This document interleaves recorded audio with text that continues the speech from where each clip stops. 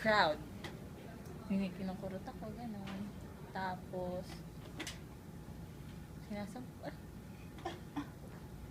Ouch. yun yung pinaka hindi na walang pagbubuhat ng kamay ng nanay ko sa akin. Kahit ngayong malaki na ako. Sampal, gano'n. Yung sampal ka pa rin? Oo, tapos, Mabigat ba yung sumisigawan. palad? Paano na nare-recognize yung mga achievements mo?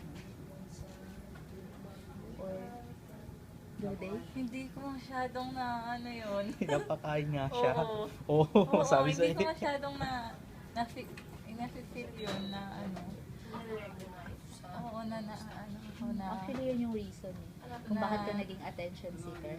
Oo, Wala, ano. hindi na-recognize ng parents mo yung every little details Parang, ng mga oh. achievements mo. Kahit maliit lang siya. Oo, So, ang ginagawa mo, para ma-fill in mo, you're getting it from other people. Gusto mo, Parehas lang pala tayo eh. Oo, parang ano. Siguro nag-aano sila, pero yung, sige, maganda yan. Tapos, yun na yun, okay. Sinabi ko na. Pero sa'yo, fulfilled ka na nun. Yung parang, yun na yun. Yun na yung missing part. Yun lang yung gusto ko. Kaya, ayun, oo nga, no. Ano na, ulitin mo? Yes, that's true.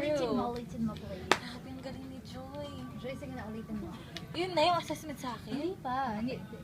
Ano lang, pinigure out lang natin kung bakit ka naging attention. Bakit nga? Selosa din ako. Ay, talagang, parang ako yung nag-ano sa sarili ko eh, no? Masyado kang... Ako yung nag-a-advance. Sinasabi ko tuloy yung... Sige na, bakit siya, attention seeker? So may nakukuha rin pala akong tips dito para bigay ko kay Kasi Panay. kaya siya, attention seeker. Kasi yung parents niya, hindi ganun ka nare-recognize yung achievements niya. So yung mga achievements na hindi na-recognize ng parents niya, yung ginagawa niya, kinukuha niya sa ibang tao. Headset. Ano assessment? Na kay Kevin ata lahat ito. Kinain niya? Oo. Pasok na. Nilunok niya. Teka, ako pa. Ako muna, uwi na. Hala, ako pa. Grabe, hindi na